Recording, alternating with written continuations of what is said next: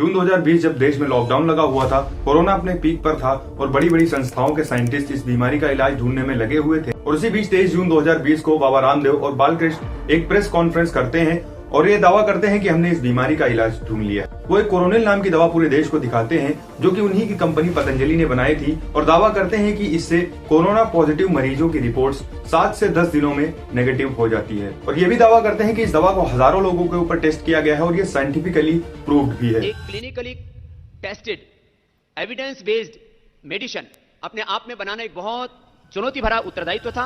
और उसके महज 7 दिनों के बाद यानी 30 जून 2020 को आयुष मिनिस्ट्री एक नोटिफिकेशन जारी करती है और बताती है कि कोरोनिल में कोई भी ऐसा इंग्रेडिएंट नहीं है जो कोरोना का इलाज करे, बल्कि वो तो एक सिर्फ इम्यूनिटी बूस्टर की तरीके से काम करती है। और उसके बाद ऐसा क्या हुआ कि बाबा रामदेव को सुप्रीम कोर्ट के आगे खड़े होकर के हाथ जोड़ करके माफी मांगनी पड़ी और इसी के साथ ही पब्लिक अपॉलॉजी लेटर पब्लिश करके पूरे देश से माफी मांगनी पड़ी। आइए जानते हैं आज के इस वीडियो में। बाबा रामदेव यानी रामकिशन यादव काफी छोटी उम्र से ही उनका आधा फेस पैरालाइज्ड है। 8वीं तक की पढ़ाई रामदेव ने हरियाणा के शहबाजपुर में की। उसके बाद 1984 में वो कलवा हरियाणा के अर्श गुरुकुल में बलदेव जी के पास चले जाते हैं और वहीं गुरुकुल में रामदेव की मुलाकात बालकृष्ण से होती है, लेकिन बालकृष्ण को आयुर्वेदिक मेडिसिन में ज्यादा इंटरेस्ट था और रामदेव वहीं गुरुकुल के आसपास के गांव वालों को योग सिखाते थे। सन 1992 में रामदेव हरियाणा के कृपालू बाग आश्रम में आते हैं जहां उनकी मुलाकात आचार्य करमवीर से होती है। वहीं पर वो संन्यास लेते हैं और आचार्य करमवीर ही उनको रामदेव नाम देते हैं। रामदेव और आचार्य करमवीर मिलकर के भारत के अलग अलग शहरों में योगा के फ्री कैंप्स करने लगे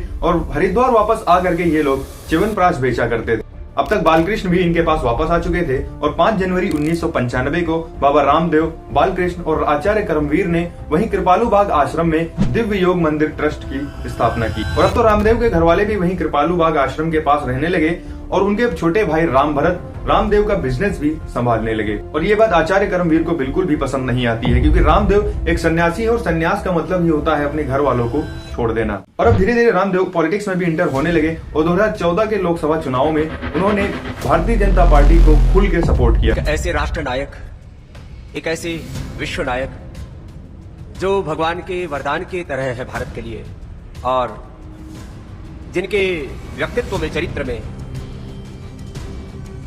स्वदेशी है, स्वधर्म है, राष्ट्र धर्म है और सनातन धर्म का विग्रहवान रूप है। ऐसे देश के प्रधानमंत्री जी के 75वें जन्म दिवस पर उनके दीर्घायुष्य शतायु होने के लिए भगवान से प्रार्थना करते हैं। इसलिए 2014 के चुनाव में दिव्य योग मंदिर और पतंजलि योग पीठ को इलेक्शन कमीशन ने अपनी निगरानी में रखा था क्योंकि कथित तौर पर ये आरोप लगे थे कि इन संस्थाओं से पॉलिटिकल पार्टीज को फंडिंग जाती है। इसके बाद अक्टूबर 2014 में चुनाव जीतने के बाद प्रधानमंत्री मोदी ने रामदेव को स्वच्छ भारत मिशन के प्रचार के लिए बुलाया। अब एक पैटर्न आप और नोटिस कीजिए कि 2017 में आईटेक दिल्ली ने पतंजलि योग पीठ को टैक्स एग्जेम्प्ट कर दिया, यानी अब इसके ऊपर कोई भी टैक्स नहीं लगेगा। और तभी वक्त आता है 23 जून 2020। बाबा रामदेव और बालकृष्ण मेन स्ट्रीम मीडिया पर आते हैं और कोरोनिल को लॉन्च कर देते हैं। बाबा रामदेव ने कोरोना को लेकर पहली आयुर्वेद दवा लॉन्च कर दी है। पूरी दुनिया इस वक्त कोरोना की दवा खोजने में जुटी हुई है, जिसमें रामदेव दावा करते हैं कि हमने हजारों पेशेंट्स के ऊपर इसके क्लिनिकल ट्रायल्स किए हैं और हमारे रिजल्ट्स 100% हैं।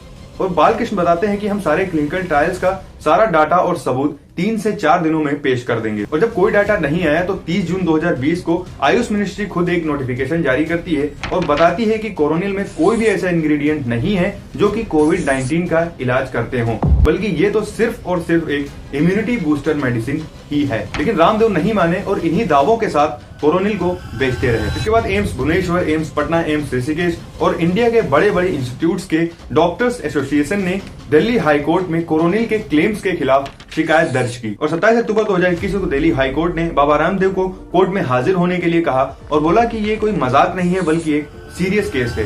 फिर उसके बाद कई सारी सुनवाइयों के बाद फाइनली 2024 में दिल्ली हाई कोर्ट ने ये फैसला दिया कि कोरोनिल को कोविड-19 के इलाज की तरीके से नहीं बेचा जाएगा, बल्कि इसको सिर्फ और सिर्फ एक इम्यूनिटी बूस्टर मेडिसिन की तरीके से बेचा जाएगा जिसका लाइसेंस इसको ऑलरेडी मिला हुआ है। और जितने भी कोरोनिल के एड्स चलाए जा रहे हैं उनको भी हटाया जाए। अब यहाँ पे एक चीज आप नोटिस कीजिए कि पिटीशन डाली गई थी 2021 में और फैसला आता है 2024 में।